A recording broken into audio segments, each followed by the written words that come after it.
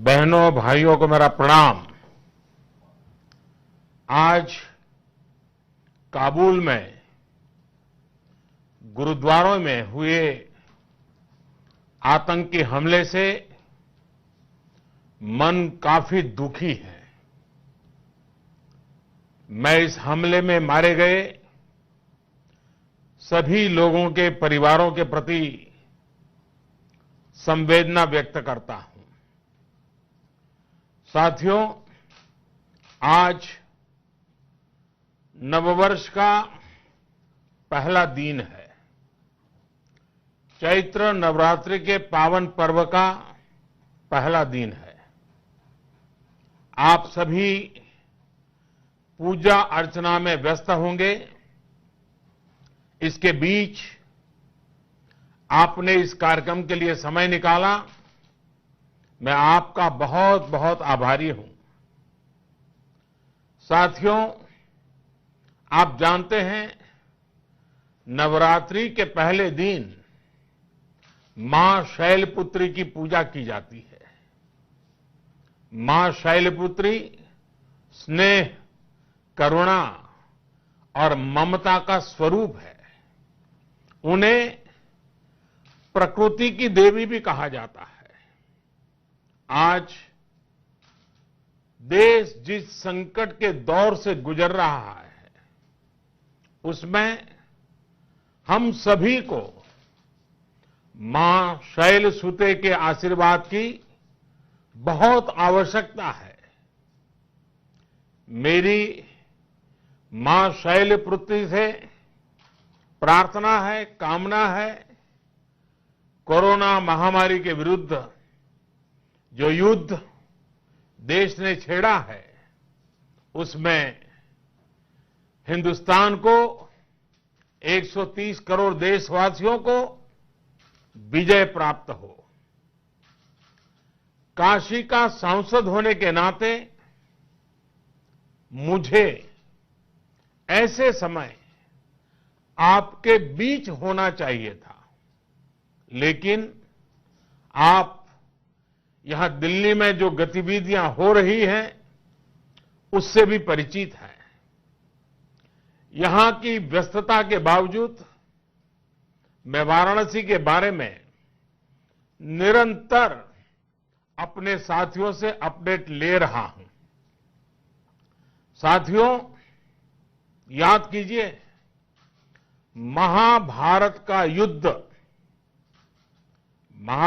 युद्ध 18 दिन में जीता गया था।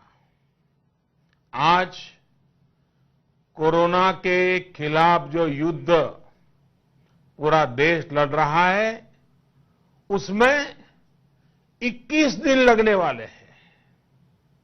हमारा प्रयास है इसे 21 दिन में जीत लिया जाए। महाभारत के युद्ध के समय भगवान श्री कृष्ण महारथी थे, सारथी थे। आज 130 करोड़ महारथियों के बलबूते पर हमें कोरोना के खिलाफ इस लड़ाई को जीतना है। इसमें काशी वासियों की भी बहुत बड़ी भूमिका है। काशी के बारे में कहा गया है, मुक्ति जन्म मही जानी,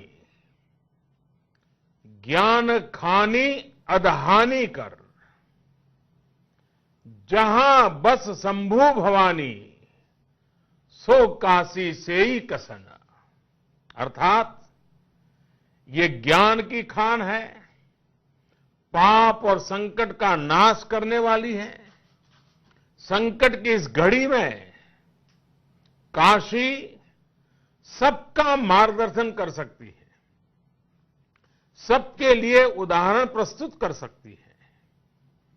काशी का अनुभव शाश्वत, सनातन, समयातीत है और इसलिए आज लॉकडाउन की परिस्थिति में काशी देश को सिखा सकती है संयम, समन्वय और संवेदनशीलता।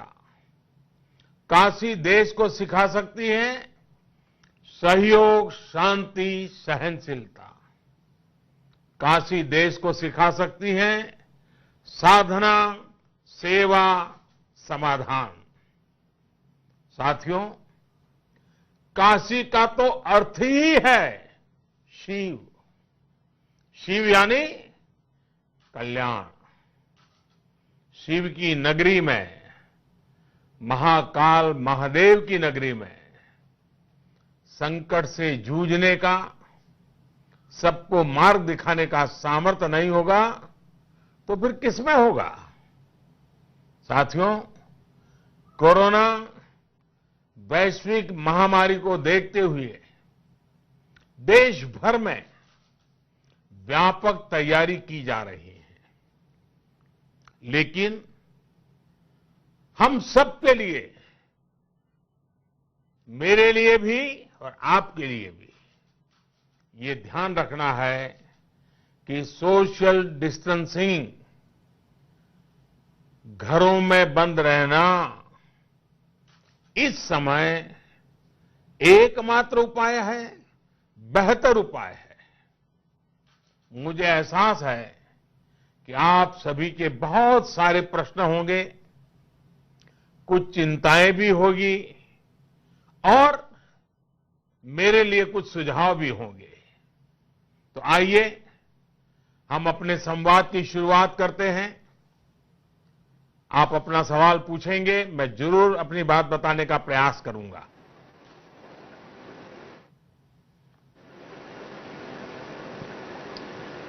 हाँ, शुरू कीजिए।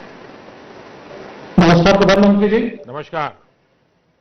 मैं प्रोफेसर कृष्णकांत वाजपेयी हूँ। वाराणसी में SM institute of fashion design and technology का निदेशक हूँ।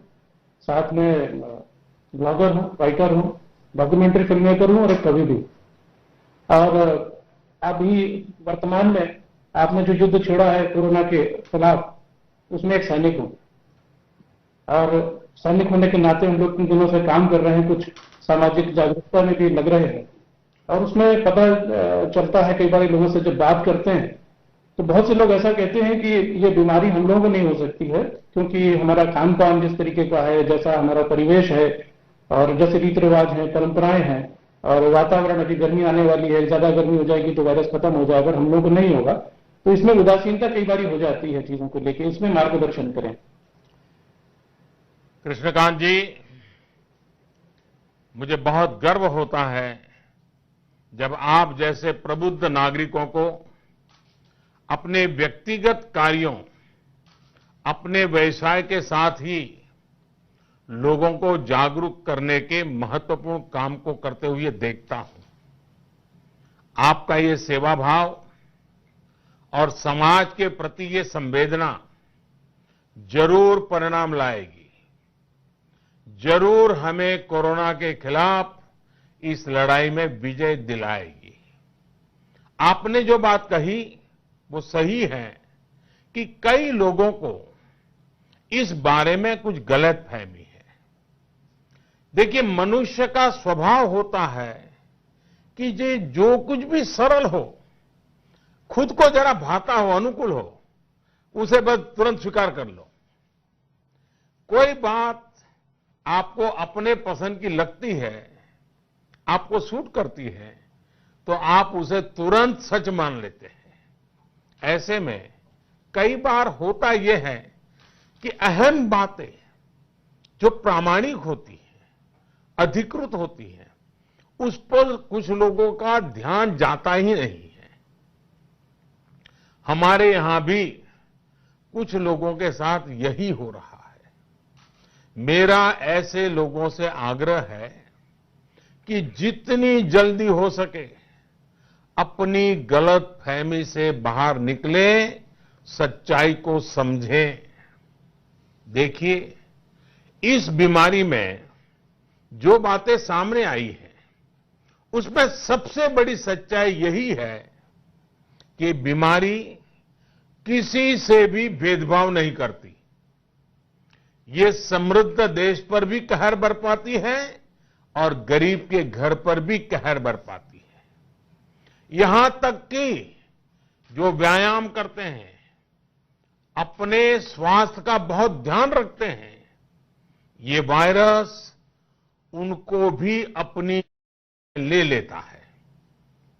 इसलिए कौन क्या है, कहां है, क्या काम करता है, क्या नहीं करता, इसका कोई महत्व नहीं है।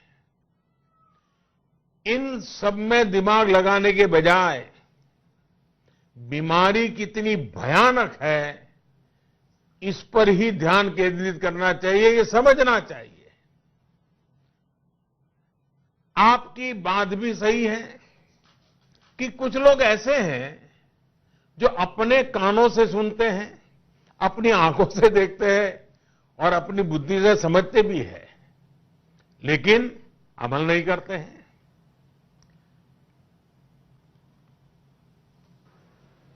उनको कोई इन खतरों का पता ही नहीं होता, ये बेफिक्री होते हैं।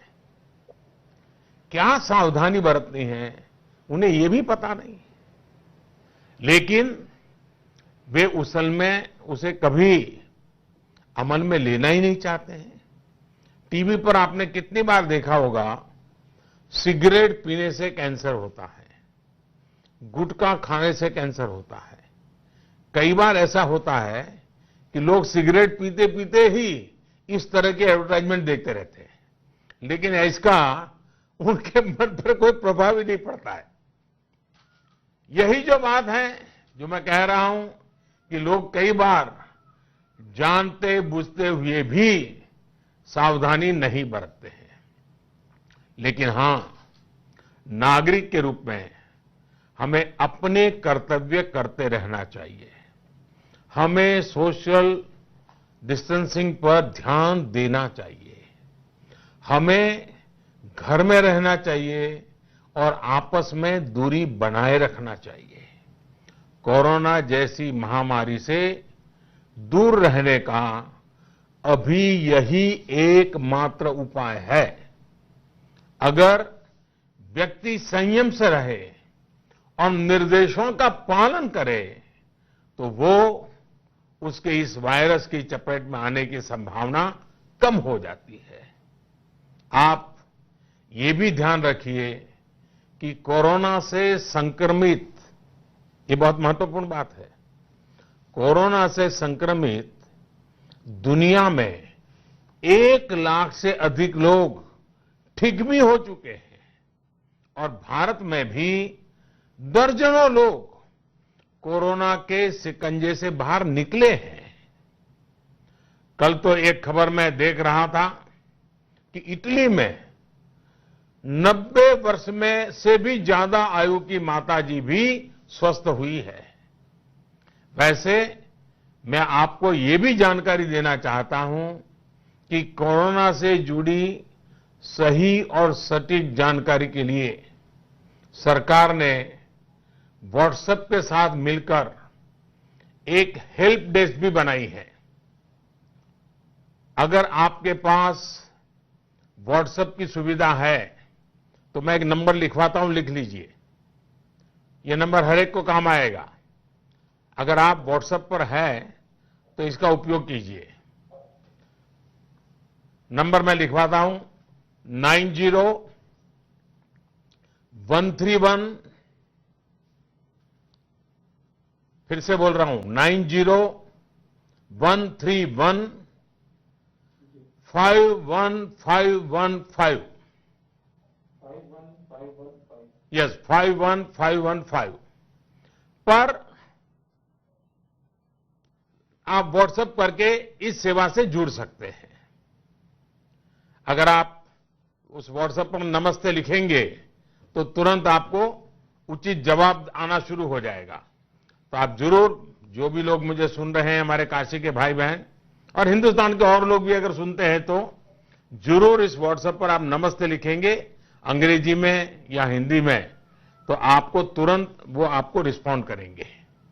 आइए, कृष्णकांत जी का मैं धन्यवाद करते हुए आगे चलता हूं।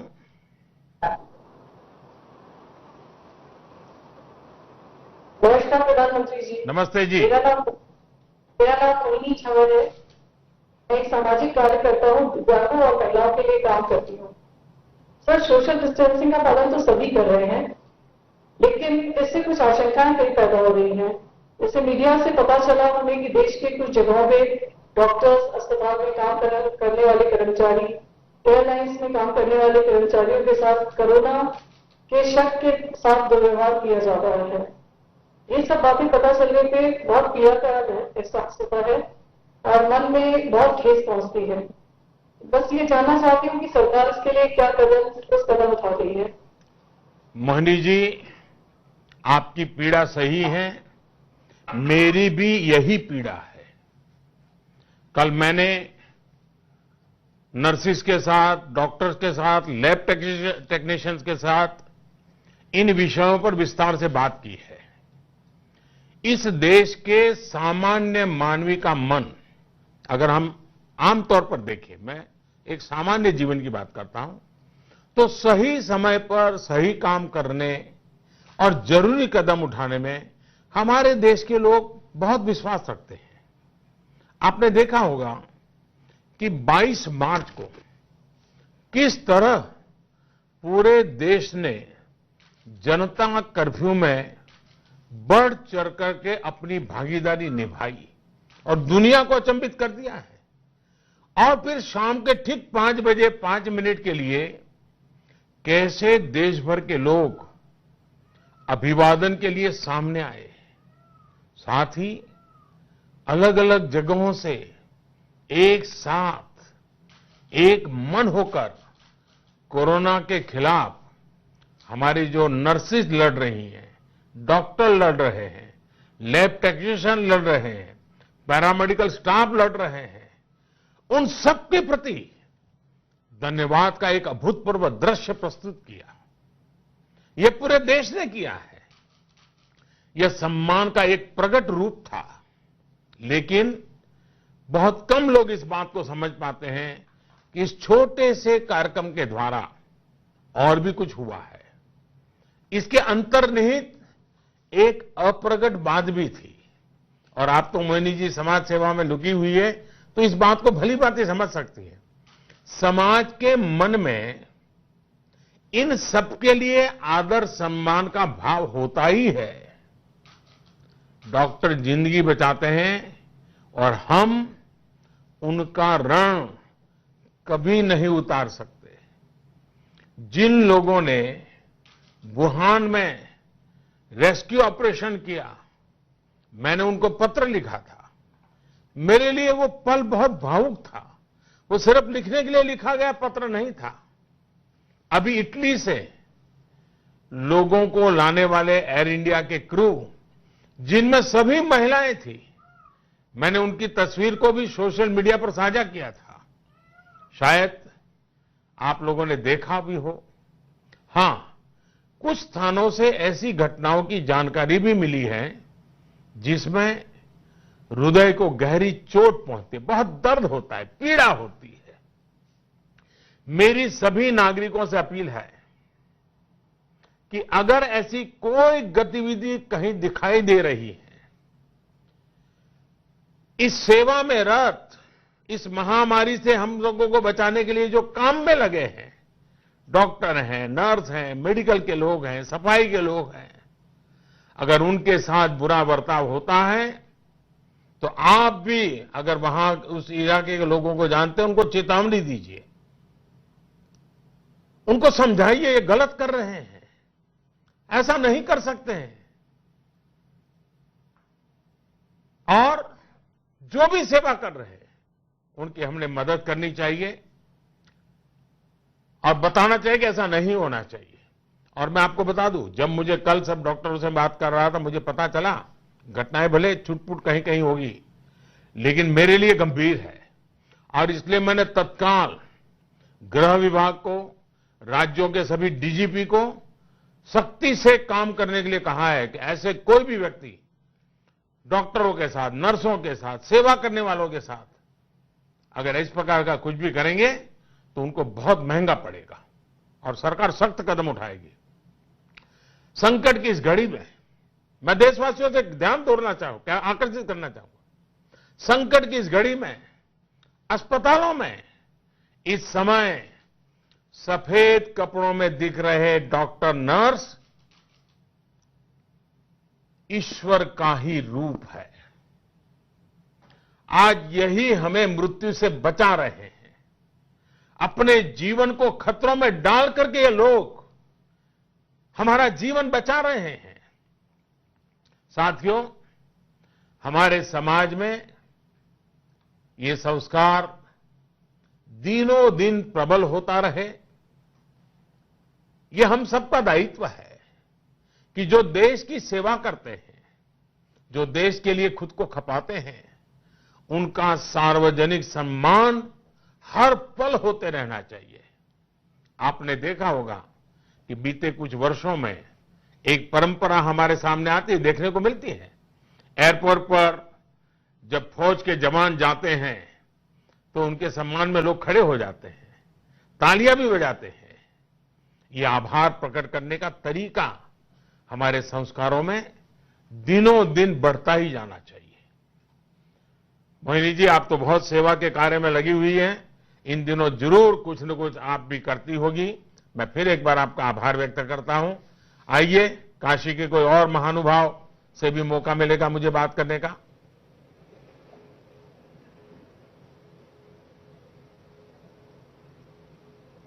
हाँ, बताइए। प्रणाम। मैं अखिलेश खेमका, मैं कपड़े का कारोबारी हूं और मैं अपने व्यापार के साथ साथ कुछ समाज सेवा का भी जरूरतमंदों की सेवा करता रहता हूं। मेरा ये मन में क्वेश्चन था कि आज के दिन जो लॉकडाउन हो गया है, इस वजह से बहुत से हमारे साथी लोग अपनी जगह पे अटक गए हैं तथा जो हमारे गरीब वर्ग के लोग हैं, जो प्रतिदिन मेहनत करके कमाते हैं, मजदूर, डेली बेसिस के स्टाफ, ये लोग के सामने एक मुश्किल आई हुई है। और अगर हमारे बनारस सहित हमारे वाराणसी से पूरे देश के जो इस गरीब वर्ग के लोग हैं, इन लोग पर विशेष ध्यान देने की जरूरत है। तो मैं आपसे एक निवेदन करता हूं कि हम लोग को मार्गदर्शन दें। हम लोग राष्ट्र के युवा और हम लोग जो समाज के लोग हैं, किस रूप में हम इन लोगों की मदद कर सकते हैं। काशी में बात होती हो और कपड़े वाले से बात न हो तो बात अधूरी रह जाती है। और अखिलेश जी, मुझे खुशी है कि आप व्यापारी हैं, लेकिन आपने सवाल गरीबों का पूछा। मैं बहुत आभारी हूं आपका। कोरोना को पराजित करने के लिए एक रणनीति के तहत एक्सपर्ट से मिले दिशा निर्देशों के मुताबिक ही ये कहा जा रहा है कि हर व्यक्ति दूसरे से कम 1-1.5 मीटर की दूरी पर रहे। ये कोरोना के खिलाफ इस बड़ी लड़ाई की सैन्य नीति है। मैं इसको सैन्य नीति कहता हूं। साथियों, हम इस बात पर विश्वास करने वाले लोग हैं जो मानते हैं कि मनुष्य ईश्वर का ही अंश है। व्यक्ति मात्र में ईश्वर का वास है। यही हमारे संस्कार हैं, यही हमारी संस्कृति है। कोरोना वायरस न हमारी संस्कृति को मिटा सकता है और न ही हमारे संस्कार मिटा सकता है। और इसलिए संकट के समय हमारी संवेदनाएं और जागृत हो जाती है। कोरोना के जवाब देने का दूसरा एक ताकतवर तरीका है और वो तरीका है करुणा। कोरोना का जवाब करुणा से।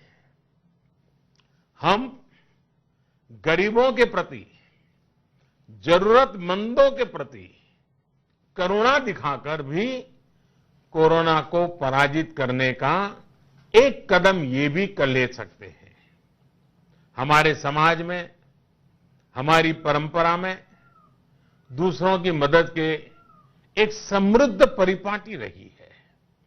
हमारे यहां तो कहा जाता है, साईं इतना दीजिए जामे कुटुंब समाए। मैं भी भूखा ना रहूं, साधु न भूखा जाए। अभी नवरात्र शुरू हुआ है। अगर हम अगले 21 दिन तक, और मैं मेरे काशी के भाइयों बहनों को कहना चाहूंगा कि जिनके पास ये करने की शक्ति है, देश में भी जिसके पास ये शक्ति है, मैं उनको यही कहूंगा, ये नवरात्रि का जब प्रारंभ हुआ है तब अगले 21 दिन तक प्रतिदिन 9 गरीब परिवारों की मदद करने का प्रण लें। 21 दिन तक 9 परिवारों को आप संभालें। मैं मानता हूं अगर इतना भी हम कर ले तो मां की इससे बड़ी आराधना क्या हो सकती है। ये सच्चा और पक्का नवरात्र हो जाएगा। इसके अलावा आपके आसपास जो पशु है उनकी भी चिंता करनी है। लॉकडाउन की वजह से अनेक पशुओं के सामने, जानवरों के सामने भी भोजन का संकट आ गया है। मेरी लोगों से प्रार्थना है कि अपने आसपास के पशुओं का भी ध्यान रखें। अखिलेश जी, अगर मैं कहूं कि सब कुछ ठीक है, सब कुछ सही है, तो मैं मानता हूं कि मैं खुद को भी धोखा देने वाली बात कर रहा हूं। इस समय केंद्र सरकार हो या राज्य सरकारें, जितना ज्यादा हो सके, जितना अच्छा हो सके, इसके लिए भरसक प्रयास कर रही है। मुझे राज्य सरकारों पर पूरा भरोसा है कि वो अपने राज्य के प्रत्येक नागरिक की चिंताओं को समझते हुए पूरी संवेदनशीलता के साथ उनकी देखभाल करेगी। लेकिन साथियों, हम ये भी जानते हैं कि सामान्य परिस्थिति में, यानी कोई तकलीफ नहीं है, कोई आपदा नहीं है, मुसीबत नहीं है, सामान्य परिस्थिति में भी कभी बिजली चली जाती है, कभी पानी आना बंद हो जाता है, कभी उनमें मदद के लिए आने वाले हमारे जो कर्मचारी है वो अचानक लंबी छुट्टी ले लेते हैं। तमाम तरह की दिक्कतें बिना बताए, बिना किसी पूर्व सूचना के हमारे जीवन में आती रहती हैं। ये हम सब हिंदुस्तानियों का अनुभव है। ऐसे में, और वो तो मैं संकट के समय नहीं कहता हूं, सामान्य स्थिति में भी आती है। ऐसे में जब देश के सामने इतना बड़ा संकट हो, पूरे विश्व के सामने इतनी बड़ी चुनौती हो, तब मुश्किलें नहीं आएगी, सब कुछ अच्छे से होगा, ये कहना अपने साथ धोखा करने जैसा होगा। मैं मानता हूं कि ये सवाल बहुत महत्वपूर्ण है कि व्यवस्था ठीक है या नहीं, सब कुछ सही से हो रहा है या नहीं हो रहा। लेकिन जरा पल भर सोचिए, इससे भी ज्यादा महत्वपूर्ण सवाल ये है कि कोरोना जैसे संकट में हमें तकलीफें सहकर भी विजयी होना है या नहीं होना है। जो तकलीफें आज हम उठा रहे हैं, जो मुश्किल आज हो रही है, उसकी उम्र फिलहाल 21 दिन ही है। लेकिन अगर कोरोना का संकट समाप्त नहीं हुआ, इसका फैलना नहीं रुका, तो फिर ये संकट, ये तकलीफें, कितना ज्यादा नुकसान हो सकता है, इसका अंदाजा भी नहीं लगाया जा सकता।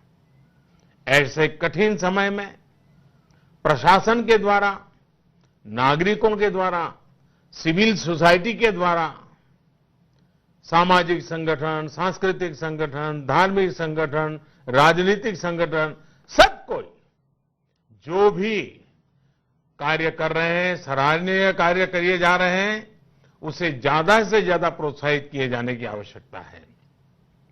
आप सोचिए, अस्पतालों में लोग 18-18 घंटे काम कर रहे हैं। कई जगह अस्पतालों में हेल्थ सेक्टर से जुड़े लोगों को 2 या 3 घंटे से ज्यादा सोने को नहीं मिल रहा है। कितने ही सिविल सोसाइटी के लोग हैं जो गरीबों की मदद के लिए दिन रात एक किए हुए हैं। इस कठिन परिस्थिति में ऐसे लोगों को हमें नमन करना चाहिए। हां, हो सकता है कुछ जगहों पर कमियां हो, किसी ने लापरवाही की हो, लेकिन ऐसी घटनाओं को खोज खोज करके उन्हीं पर ध्यान केंद्रित करके उन्हीं को आधार बनाकर उसी को प्रचारित करना, उस सेक्टर को बदनाम करना, उनको हताश कर देना, ये ऐसे समय में कभी लाभ नहीं करता है। मैं तो आग्रह करूंगा, हम समझे निराशा फैलाने के लिए हजारों कारण हो सकते हैं।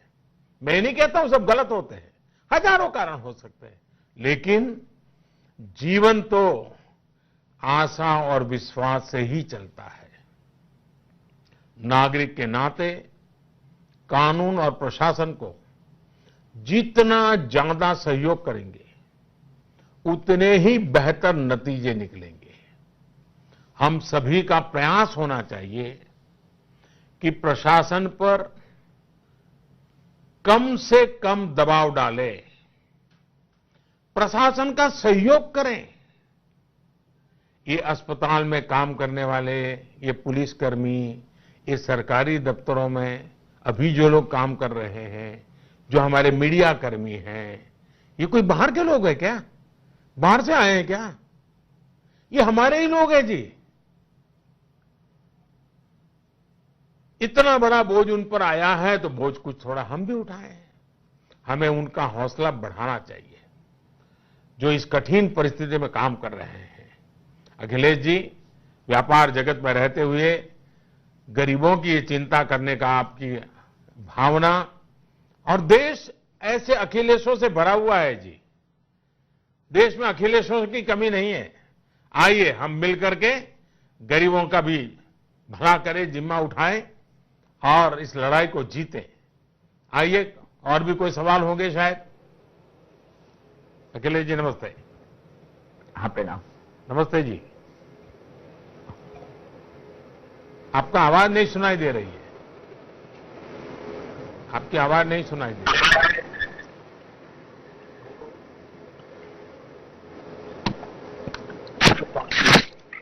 नमस्कार प्रधानमंत्री जी। हाँ, नमस्ते नमस्ते। मैं doctor Gopal Nath, professor department of microbiology, चिकित्सा विज्ञान संस्थान बनारस हिंदू यूनिवर्सिटी से हूं। मैं कोरोना के डायग्नोसिस के लैब का इंचार्ज भी हूं, जो 16 जिलों की जिम्मेदारी संभाल रहा हूं, और साथ में ही मां गंगा के जल से बैक्टीरियोफेजेस निकाल के जो जिस प्रॉब्लम पे मैं सवाल पूछने जा रहा हूं उसका वैकल्पिक व्यवस्था पे रिसर्च कर रहा हूं। प्रधानमंत्री जी, हमारे यहाँ आमतौर पे ये लोगों की आदत है कि वो खुद से डॉक्टरी करने लगते हैं। उन्होंने कहीं से पढ़ लिया, कहीं से सुन लिया, खुद से इलाज करने लग जाते हैं, जो एक बहुत ही खतरनाक स्थिति की तरफ हमें ले जाती है। ये मैं एक माइक्रोबायोलॉजिस्ट होने के नाते कह सकता हूं। कोरोना की इस बीमारी में ये स्थिति और भयावह हो जाती है, क्योंकि हम जानते हैं कि न तो अभी वैक्सीन डेवलप हो पाया है, न ही कोई स्पेसिफिक दवा डेवलप हो पाई है। फिर भी तरह तरह की भ्रांतियां समाज में फैली हुई है। क्या हम समाज को इस दिशा में और जागरूक करने की कोशिश नहीं करनी चाहिए हमें? प्रोफेसर साहब, आप तो स्वयं इस क्षेत्र के विशेषज्ञ हैं और इसलिए आप सच क्या है, झूठ क्या है, बहुत भली भांति परख सकते हैं। इन विषयों में हमसे ज्यादा ज्ञान आपके पास है, और उसके बाद भी आपको चिंता होना बहुत जायज है। हमारे यहां डॉक्टरों को पूछे बिना ही सर्दी, जुकाम, बुखार की दवाएं लेने की आदत है।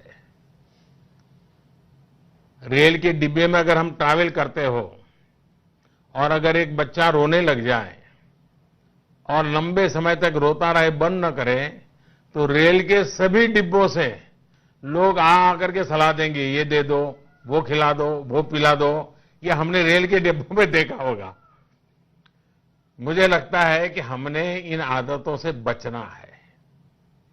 कोरोना के संक्रमण का इलाज अपने स्तर पर बिल्कुल नहीं करना है। घर में रहना है और जो करना है सिर्फ और सिर्फ डॉक्टरों की सलाह से ही करना है। टेलीफोन पर अपने डॉक्टर से बात कीजिए, उनको पूछिए, अपनी तकलीफ बताइए, क्योंकि करीब करीब सभी परिवारों में किसी न किसी डॉक्टर का परिचय होता है। हमें ये ध्यान रखना है कि अभी तक कोरोना के खिलाफ कोई भी दवाई, कोई भी वैक्सीन पूरी दुनिया में नहीं बनी है। इस पर हमारे देश में भी और दूसरे देशों में भी हमारे जितने साइंटिस्ट हैं, वैज्ञानिक हैं, अनुसंधान करने वाले लोग हैं, वो तेजी से काम कर रहे हैं, काम चल रहा है। और इसलिए मैं कहूंगा देशवासियों, अगर आपको कोई भी किसी प्रकार की दवाई का सुझाव दे, कृपा करके अपने डॉक्टर से पहले बात कीजिए। सिर्फ डॉक्टरों से सलाह लेने के बाद ही आप दवाइयां लें। आपने खबरों में भी देखा होगा कि दुनिया के कुछ देशों में अपनी मर्जी से दवाएं लेने के कारण कैसे जीवन संकट में पड़ रहे हैं। हम सभी को हर तरह के अंधविश्वास से, अफवाहों से बचना है। डॉक्टर गोपाल जी, मैं आपका आभारी हूं, क्योंकि आप तो विज्ञान के साथ जुड़े हुए हैं और गंगा की चिंता कर रहे हैं, और ये जो समाज जीवन में चल रहा है इसकी आपको काफी चिंता हो रही है। लेकिन मुझे विश्वास है कि हमें लोगों को समझाना होगा। आइए, गोपाल जी का धन्यवाद करते हुए अगला एक सवाल कौन है जी? नमस्कार नमस्ते प्रधानमंत्री जी। मेरा नाम अंकिता खत्री है और मैं एक गृहिणी होने के साथ साथ विभिन्न रचनात्मक कार्यों में भी सक्रिय हूँ। इस समय आपकी प्रेरणा से सोशल मीडिया पर कुछ क्रिएटिव करो ना के हैशटैग के साथ एक अभियान का आरंभ किया है मैंने, जिसमें काशी के विभिन्न रचनाकारों, कलाकारों को आह्वान कर रही हूँ। अच्छा, आपने भी मेरी तरह पोस्टर दिखा दिया। सब आपकी प्रेरणा से माननीय प्रधानमंत्री जी, और आपकी ही प्रेरणा से इस अभियान का आरंभ किया है। और इसमें काशी, चूंकि हमेशा से रचनात्मकता, आप स्वयं इतने रचनात्मक है, सकारात्मक है, ऐसी नकारात्मक परिस्थिति में भी मैंने कहीं सुना था कि जो रचता है वो ही बचता है। तो काशी के समस्त रचनाकारों को क्या क्या क्या बड़ा अच्छा वाक्य बोली आप। क्या बोला आपने? जो रचता है वो बचता है। वाह। तो ये मैंने कहीं सुना था, तो आपकी प्रेरणा से इस अभियान का आरंभ किया है। इसके अंतर्गत काशी के विभिन्न रचनाकारों को, लेखकों को, कवियों को, चित्रकारों को आमंत्रित कर रही हूँ, और प्रयास रहेगा कि ये जो 21 दिवस का जो काल है उसमें उसका संकलन हो, उसका प्रकाशन हो, और आपको हम सब काशी की ओर से समर्पित कर सके। किंतु एक गृहिणी के रूप में मेरी एक सवाल है और एक चिंता है जिसे आपसे साझा करना चाहती हूँ। लॉकडाउन की इस अवधि में सारे बच्चे घर पर हैं और बच्चों को संभालना एक बड़ा दुरूह कार्य, एक चुनौतीपूर्ण कार्य हो रहा है हम सबके लिए। ऐसे में कुछ बच्चे ऐसे भी हैं जिनके एग्जाम प्रभावित हुए हैं। मेरा खुद का बेटा 12वीं का बोर्ड्स दे रहा था और एक पेपर उसका स्थगित हो गया है।